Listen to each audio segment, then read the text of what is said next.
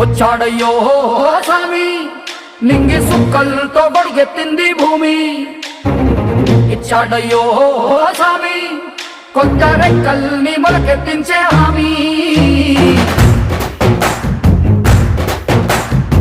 వచ్చాడయ్యో స్వామి నింగి సుక్కలతో గొడుగెత్తింది భూమి